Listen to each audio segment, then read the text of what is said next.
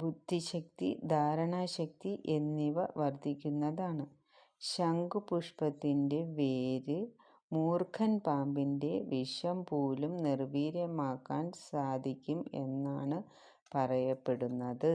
ശംഖുപുഷ്പച്ചെടിയുടെ കഷായം കഴിച്ചാൽ ഉന്മാദം, ശ്വാസകോശരോഗം, ഉറക്കമില്ലായ്മ എന്നിവ കുറയ്ക്കും.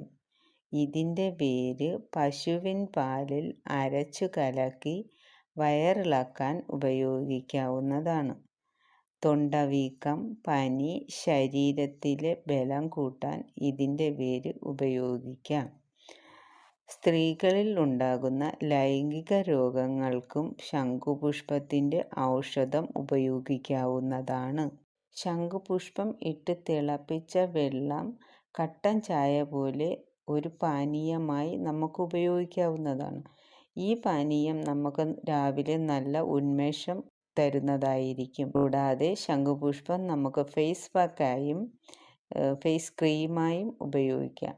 ശംഖുപുഷ്പത്തിൻ്റെ പൂവിട്ട് തിളപ്പിച്ച വെള്ളം നമ്മുടെ തലയിലെ താരൻ, മുടികൊഴിച്ചിൽ എന്നിവ മാറ്റുന്നതിനും മുടിയിലെ പേൻ കളയുന്നതിനും മുടി സമൃദ്ധിയായി വളരുന്നതിനും സ്ഥിരമായി ഉപയോഗിക്കുന്നത് നല്ലതാണ്.